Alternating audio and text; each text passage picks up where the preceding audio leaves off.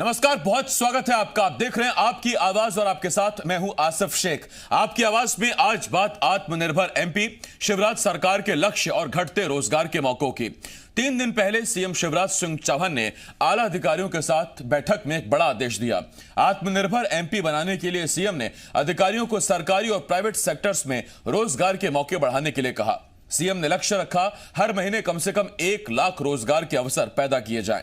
लेकिन क्या सीएम के टारगेट को पूरा करने की दिशा में काम हो रहा है? ऐसा लगता तो नहीं है। एमपी से आज आई 4 खबरें भी हम आपको बताएंगे जो रोजगार पाने की चाहत रखने वालों के लिए बड़ा झटका है। उधर विपक्ष सरकार को निशाने पर ले रही है और इसे सरकार की सिर्फ कोरी घोषणा बता रही है। कई सवाल हैं जिनके जवाब जानने की कोशिश करेंगे। एक खास पैनल भी हमारे साथ जुड़ेगा, लेकिन आइए सबसे पहले एक रिपोर्ट देखते हैं।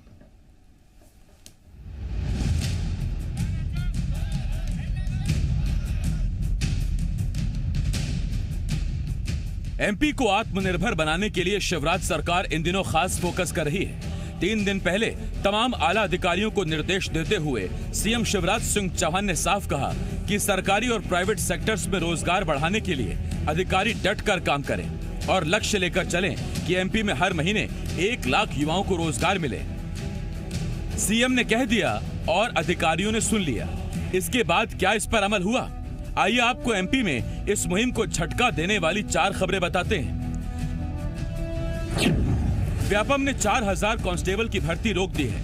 इस भर्ती के लिए 8 जनवरी से ही आवेदन किए जाने थे। व्यापम ने अपनी वेबसाइट पर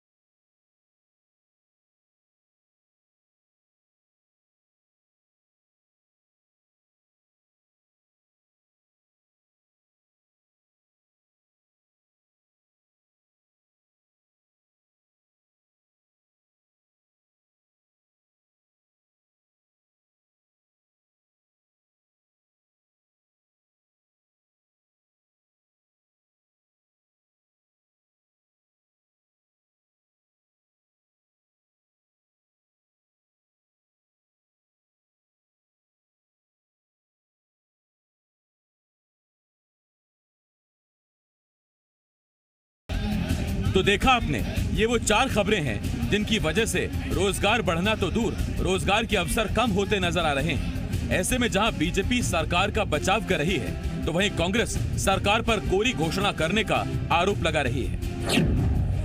कोई गारंटी सरकार की नहीं थी, तो सिर्फ वाहवाही करने के लिए जनता के धन का दुरुपयोग क्यों किया गया, स्पष्ट है। भाषण का शासन मध्य प्रदेश में चल रहा है। कांग्रेस पार्टी जनता के बीच में जाएगी और इनका चेहरा दिखाएगी कि किस प्रकार से सिर्फ मुंह चलाना जानते हैं, सरकार चलाना नहीं जानते।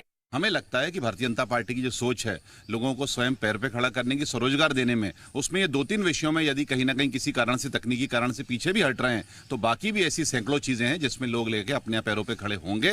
कांग्रेस पार्टी पहले इस बात का जवाब दे कि 15 महीने उनका जो शासन किया उसमें जिस तरीके से भ्रष्टाचार मचाया था, वो पैसा आज कहां पर है। सवाल सीधा सा है कि आत्मनिर्भर एमपी के लिए रोजगार बढ़ाने के दावे तो हैं, मगर दावों के उलट हकीकत कुछ और क्यों है?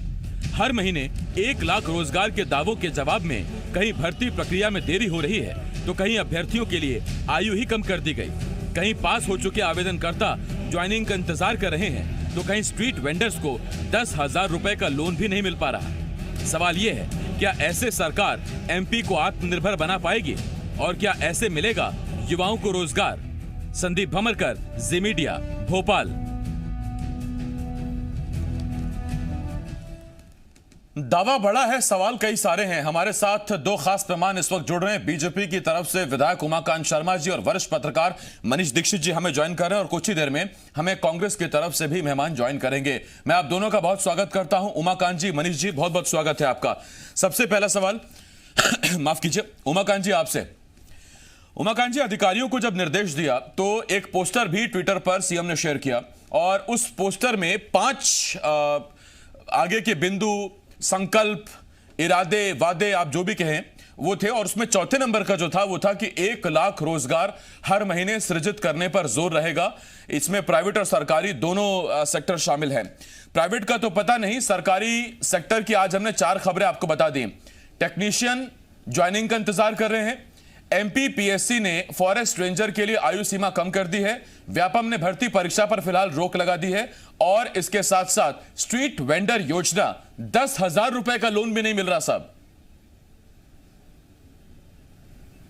आदरणीय आरिफ जी, जब नीति आयोग के प्रभारी यहाँ पर आए थे तो उन्होंने कहा था, अभिकांत जी ने, कि मध्य प्रदेश ने आत्मनिर्भर बनाने का देश में पहला रोड मैप भी तैयार कर लिया। शिवराज जी मध्य प्रदेश को आत्मनिर्भर बनाने के लिए, रोजगारों का सृजन करने के लिए, रोजगारों को अवसर, युवाओं को अवसर देने के लिए बहुत तेजी से सक्रिय हैं, प्रयत्नशील हैं, और हमें विश्वास है कि हमारे शासनकाल में रोजगारी की दर बढ़ेगी। विभिन्न क्षेत्रों में अब आप कह रहे हैं कि जैसे कि कांस्टेबल भर्ती, फॉरेस्ट वाली, तो ये भर्तियां तो होंगी, इनको थोड़ा आगे बढ़ाया गया है। इसका अर्थ ये थोड़ी हो गया कि रोजगार के अवसर खत्म हो गए। और निश्चित रूप से मनरेगा के माध्यम से भी और अन्य योजनाओं के माध्यम से मध्य प्रदेश देश में अव्वल है रोजगार देने के मामले में। केवल 1-2 विषयों को लेके ये भावना फैला देना कि रोजगार के अवसर नहीं मिलेंगे, ये ठीक नहीं है। विधायक जी, ये पहली बात तो ये कि मेरा नाम सर आसिफ है, तो आप आसिफ कहिए। आरिफ मेरे पिताजी का नाम है, और मैं अपने पिताजी के नाम से जाना जाऊं मेरे लिए सम्मान की बात है, लेकिन आसिफ कहेंगे तो ठीक रहेगा। दूसरी बात विधायक जी, ये तो कोई बात नहीं उमाकांत जी, दूसरी बात ये कि आपने ये वो चीजें बताई हैं जो आप चाहते हैं करना। मैंने आपसे सवाल वो पूछा जो जमीन पर दिखाई दे रहा है। रही बात फॉरेस्ट रेंजर की, तो उसमें 1 जनवरी 88 का जो क्लॉज डाल दिया, एक अनुमान के मुताबिक 10 से 15 हजार युवा उस क्लॉज के चलते इसमें आवेदन करने से बाहर हो गए। अब उस 10-15 हजार लोगों की उम्मीदों का क्या होगा जो 4 साल से आपकी इस भर्ती का इंतजार कर रहे थे? पहली बात मैंने आपसे ये पूछा कि जब आप कह रहे हैं कि प्राइवेट सेक्टर में स्वरोजगार बढ़े, आम आदमी आगे बढ़े, आत्मनिर्भर एमपी हो, 10,000 रुपए का लोन देते हैं आप स्ट्रीट वेंडर योजना में, मात्र 10,000 का, और वो 10,000 का लोन भी 9 लाख लोगों को मिलना है, मिला 2 लाख को है, आधे लोगों को भी नहीं मिला सर। ये भी हमारी सफलता है। देश में सर्वाधिक स्ट्रीट वेंडरों को जो लोन स्वीकृत हुए हैं, बिना ऋण के स्वीकृत हुए हैं, वो मध्य प्रदेश में सबसे ज्यादा हैं। और हम प्रयत्नशील हैं, हमारी सरकार प्रयत्नशील है, पंचायतें, जनपद और नगर पालिकाएं प्रयत्नशील हैं। इनको बढ़ा करके यहाँ लक्ष्य को हम प्राप्त करने की कोशिश कर रहे हैं। ठीक, उमाकांत जी मैं इस पर आता हूं आपके पास। मनीष सर आपके पास आ रहा हूं। ऐसे वैसे कई तरीके से मैंने उमाकांत जी से पूछने की कोशिश की, लेकिन सवाल मेरा बड़ा सीधा सा है।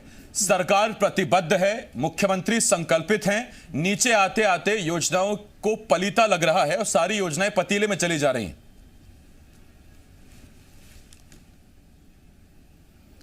देखिए आसिफ, एक बात हमको समझनी चाहिए कि अगर मुख्यमंत्री जी ने ठान लिया है, वह सरकार संकल्पित है, तो किसी की मजाल नहीं है कि कोई उसको पलीता लगा दे। तो ये जो है, मुझे जो समझ में आता है, मुझे लगता है कि कहीं ना कहीं जिसको बोलते हैं गंभीरता का अभाव है इस पूरे प्रकरण में। आप देखिए 3 महीने 4 महीने पहले एक बड़ी बात आई थी सामने कि मध्य प्रदेश में जो भी रोजगार मिलेगा, खासकर जो अपना गवर्नमेंट सेक्टर है या निजी क्षेत्र में भी, वो हम मध्य प्रदेश के बच्चों को ही करेंगे, और गवर्नमेंट सेक्टर में तो बाहर के लोग पार्टिसिपेट ही नहीं करेंगे। अब उन 4 महीनों में आप बताइए कितने लोगों को रोजगार मिल गया।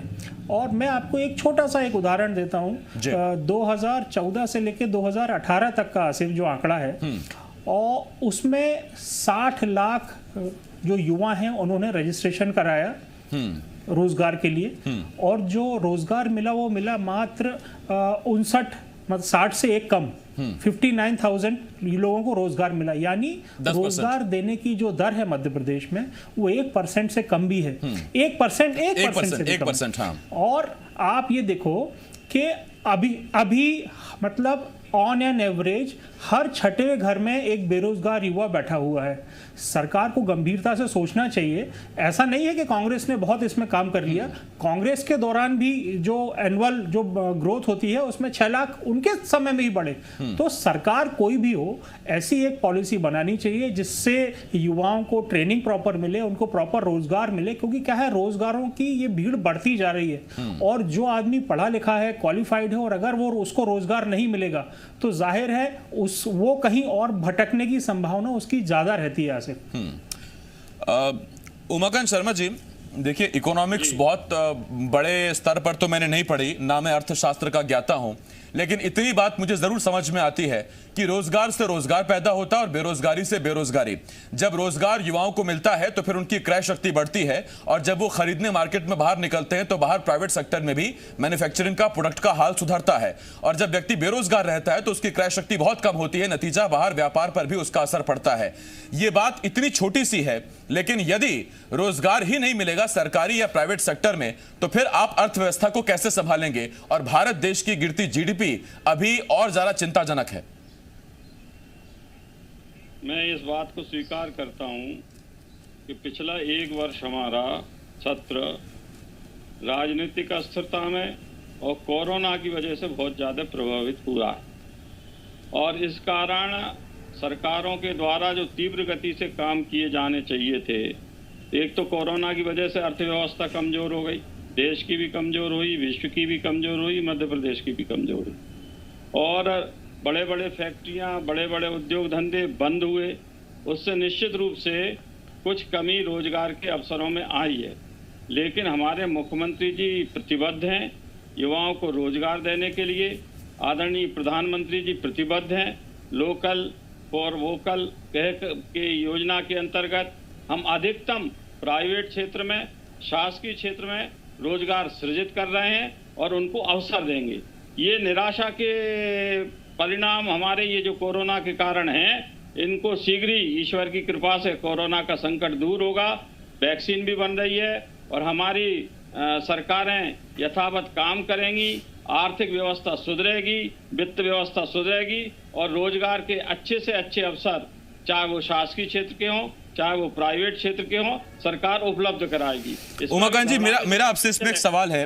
टेक्निकली अगर आप व्यापम के जरिए से होने वाली फॉरेस्ट रेंजर की उम्र 33 साल करते हैं या उसमें और कटौती करते हैं तो आप जितनी भर्तियां निकालते हैं उतने आवेदक आपको मिल जाएंगे उस एज फैक्टर के अंदर। लेकिन उन युवाओं का क्या जो कुछ महीने कुछ दिन के वजह से जो 4 साल से आपकी भर्ती का इंतजार कर रहे थे वो इस क्राइटेरिया से बाहर हो जाएंगे? नतीजा अब आपको कंपटीशन कम मिलेगा, ज्यादा कंपटीशन, सीधा मतलब ज्यादा योग्य उम्मीदवार, और ये आपके एमपी के ही बच्चे हैं जो बाहर हो रहे हैं। फॉरेस्ट के रेंजर के संबंधी जो भर्ती में उम्र की कटौती की गई है उसकी तकनीकी रूप से मुझे सही जानकारी नहीं है, लेकिन मैं इतना अवश्य कहूंगा कि रोजगार के अवसर थोड़ी घटे। प्रतियोगियों को अवसर नहीं मिलेगा, वो दूसरे क्षेत्र में जाएंगे, लेकिन जो रेंजर चयनित होना थे वो संख्या तो यथावत है। आगे कुछ दिनों में वो संख्या पे नियुक्ति होकर के, प्रक्रिया पूर्ण होकर के नियुक्ति हो जाएगी। इसमें रोजगार के अवसर कहां घट रहे हैं? ठीक, मैं इस पर आता हूं आपके पास। मनीष सर, आपके पास आ रहा हूं। मनीष सर, जब भी 15 साल की पहले की सरकार यानी 13 साल मुख्यमंत्री के और अब ये 8-10 महीने, इसमें कांग्रेस एक सूत्रीय जो आरोप लगाती है मुख्यमंत्री पर और सरकार पर वो ये कि घोषणावीर सीएम है। आज भी हमने सुना कुणाल चौधरी का बयान जिसमें वो कह रहे हैं कि ये शासन का भाषण है या भाषण का शासन है, सिर्फ भाषण से ही शासन चलाया जा रहा है।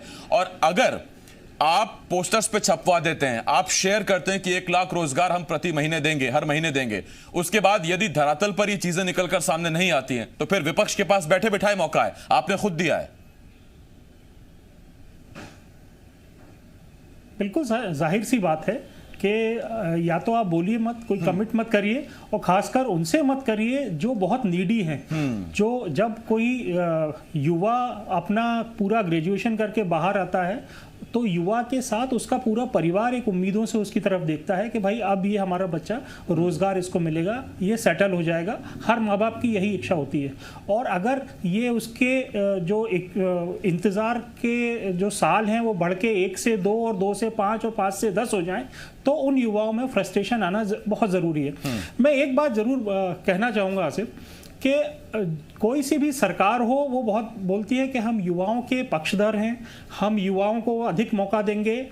इसी जो अभी आदरणीय शर्मा जी बोल रहे थे कि भाई 1 साल कोरोना में खराब हो गया, उसके पहले तो सब ठीक था। तो मैंने जो आंकड़े बताए थे 60 लाख बेरोजगारों को, 18 के थे, मतलब कोरोना के भी 1 साल पहले के थे। जी एक मिनट वो उससे पहले के थे। और दूसरी बात एक ये है कि कोई भी सरकार हो, अगर वो वाकई युवाओं की भलाई चाहती है तो मेरा कहना है कि मध्य प्रदेश में पहले रिटायरमेंट की उम्र 60 साल थी, 62 क्यों कर दी? 62 केवल इसलिए कर दी क्योंकि सरकार के पास रिटायरमेंट के पैसे देने के लिए लोगों के लिए नहीं है, इसलिए उन्होंने 2 साल की उम्र और बढ़ा दी।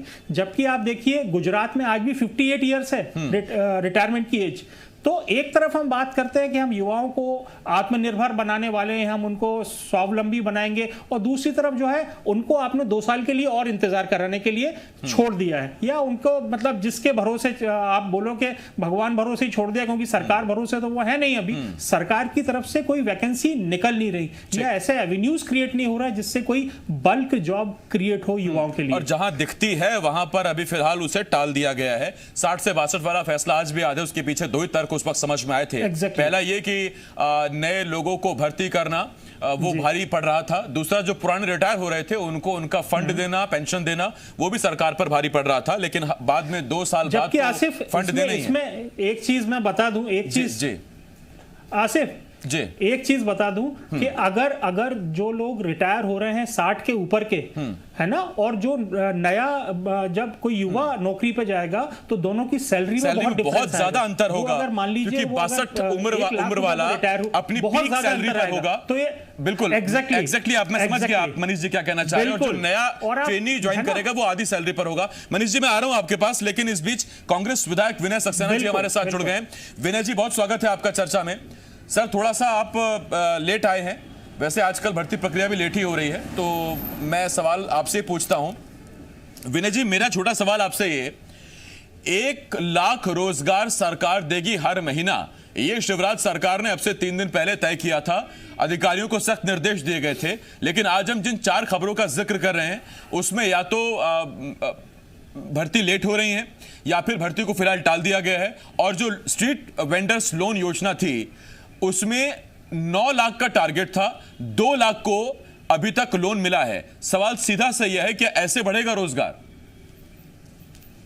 मैं तो बस यही कहना चाहता हूं कि माननीय मुख्यमंत्री शिवराज सिंह जी चाहे वो 15 साल पुराना रिकॉर्ड देख लें या वर्तमान कह लें, सिर्फ और सिर्फ ऐसे काम चलता नहीं है। मुख्यमंत्री होने के नाते अगर वो चाहते तो सही वास्तविकता का रख देते कि हम इतने नहीं, हम इतने ही करें, जो कर सकते वही बोलते लंबे चौड़े आंकड़े देते हो। लेकिन वास्तविक जो धरातल पे स्थिति है मध्य प्रदेश की, 1000-2000 करोड़ का लोन प्रति माह उठा रहे हैं, कर्ज। मध्य प्रदेश में एक भी सरकारी नौकरी ढूंढने से नहीं मिल रही। प्राइवेट के जितने व्यापार है वो सब मध्य प्रदेश छोड़ के दूसरे के जा रहे हैं। मध्य प्रदेश के हर विश्वविद्यालय के बच्चे, ऐसे हालात है कि जबलपुर शहर हो या अन्य शहर हो, सबके यहाँ बुजुर्गों का शहर हो गया। सब युवा या तो पुणे जा रहे हैं, बेंगलोर जा रहे हैं, हैदराबाद में पढ़ रहे हैं, क्योंकि उनको मालूम वहीं के बाद उनको नौकरियां मिलने वाली। और मध्य प्रदेश के मुख्यमंत्री जिस समय बोलना शुरू करते हैं और उस समय आप देखिए वो दूसरों को कह देते हैं कि मैं रोतेला मुख्यमंत्री नहीं हूं। तो मैं तो पूछना चाहता हूं, अगर रोतेले मुख्यमंत्री नहीं है तो ये पैसा सरकार दे क्यों नहीं रही है मध्य प्रदेश में? विकास के काम ठप्प पड़े हैं, बजट जो है वो सब जगह फेल होते चले जा रहे हैं, और नौकरियों की तो आप बात ही छोड़ दीजिए। मध्य प्रदेश ऐसा प्रदेश होगा जहां हर जगह संविदा पे काम चल रहा है। जो आवश्यक सेवाएं हैं वो संविदा नियुक्तियां दी जा रही हैं। कहने को 8-10 हजार रुपए में कॉन्ट्रैक्टर कॉन्ट्रैक्ट लेता है और 4-4 हजार रुपए सिर्फ वेतन दे रहे हैं, 5,000 दे रहे हैं, और मजबूर युवा जो है वो हर हालत में चला जा रहा है। नहीं, इसमें विनय जी एक बात बताइए, ये सरकार को तो आप कोस रहे हैं अब विपक्ष के तौर पर, आपके मैनिफेस्टो में सर बेरोजगारों को भत्ता देने का वादा था, जितने भी महीने आप रहे, तो फिर आपने बेरोजगारों का क्या भला किया सर? उसके लिए फंड कहाँ गया? तब क्यों नहीं दिया आपने भत्ता? सुनिए, देखिए मेरी बात सुनिए। मध्य प्रदेश में माननीय कमलनाथ जी में एक खासियत तो थी कि जितने भी उन्होंने घोषणाएं की थी उन सब घोषणाओं पर अमल करने की शुरुआत कर चुके थे। ये दुर्भाग्य है कि हमारी सरकार सौदेबाजी के चलते चली गई और खरीद फरोख्त और डकैती करके सरकार को लूट लिया गया। लेकिन चाहे वो किसानों का मामला हो, चाहे किसानों के, विनय जी आपकी आवाज में कुछ कट रही है, कुछ सिग्नल में दिक्कत है, मैं आपको ठीक से देख भी नहीं पा रहा। लेकिन हाँ, इतना जरूर है कि अगर अमल से साफ पेट नहीं भरता है, सैलरी से पेट भरता है, पैसे से पेट भरता है। अमल आप पहले कर लेते तो शायद फिर वो सब चीजें अलग जाती, आज को सिनेरियो अलग होता। मैं उमाकांत जी आपके पास आ रहा हूं और छोटा सा सवाल रहेगा मेरा उमाकांत जी आपसे। सर देखिए, बेरोजगार की स्थिति यह है, पहले चाहे कमलनाथ सरकार हो चाहे आपकी सरकार हो, प्राथमिकता में यह रहा है कि मध्य प्रदेश का रोजगार मध्य प्रदेश के युवा को मिले। लेकिन अगर माफ कीजिए ये स्थिति रहेगी तो फिर ऐसा ना हो कि मध्य प्रदेश का बेरोजगार जाके बाहर रोजगार ढूंढता रहे और आप यहां सिर्फ कागजों में, नियमों में बनाते रहें कि यहां का रोजगार यहीं के बेरोजगार को मिलेगा। रोजगार है ही नहीं तो फिर कहां से मिलेगा? वो तो फिर बगल के प्रदेशों में अप्लाई करेगा, आवेदन करेगा, और अगर वहां आपके जैसी पाबंदी लगा दी गई फिर वो ना घर का ना घाट का। अभी मैं पहले तो ये कहना चाहूंगा कि जो विनय सक्सेना जी बड़े अपने रोतेले मुख्यमंत्री जी का पक्ष ले रहे थे और बड़ी विद्वत्ता से बातें कर रहे थे, लेकिन उनकी 18 महीने की कांग्रेस की सरकार ने ही तो विध्वंस कर दिया। पूरा पैसा खाने के भ्रष्टाचार के सामने अपने आप को बिल्कुल झुका दिया और जो रोजगार की जो बुरी स्थिति हुई है उसके लिए कमलनाथ की सरकार उत्तरदायी है। आपने नहीं सर, देखिए चर्चा का मकसद ये नहीं है कि कौन रोता है कौन नहीं रोता है। मैं तो ये जानना चाहता हूं कि बेरोजगार के चेहरे पर हंसी कैसे आएगी, मुस्कुराहट कैसे आएगी? कहना कर्तव्य है कि भाजपा की सरकार न पशुपालन कराएगी न बैंड बजवाएगी, बेरोजगारों को यथार्थ में रोजगार देगी और मोदी जी और आदरणीय शिवराज जी इसके लिए लगे हुए हैं। ठीक है सर, मेरे पास वक्त खत्म हो गया, लेकिन दो चीजें हैं। या तो वाकई ये बात जो उमाकांत जी ने कही है कि देखिए बैंड बजाने और पशु चराने और दूसरे भी कुछ कोर्स निकाले जा रहे थे, तो या तो उस स्तर पर रोजगार मान लीजिए, या फिर अगर बड़े के इंतजार में है तो फिलहाल इंतजार ही कीजिए, क्योंकि भर्ती प्रक्रिया तो लटक रही है या फिर लोन मिल नहीं रहा। और हाल ही में 3 योजनाएं भी अभी बंद हुई हैं, जिसमें कृषक योजना, मुख्यमंत्री युवा योजना, उसके तहत भी अभी लोन नहीं निकल रहे हैं। हाल फिलहाल में निकलने लगे तो बहुत बेहतर, युवा को रोजगार मिले, हम चाहते तीनों हैं। बहुत धन्यवाद आपका हमारे साथ जुड़ने के लिए उमाकांत जी, विनय जी, मनीष जी, बहुत बहुत शुक्रिया आपका हमारे साथ जुड़ने के लिए।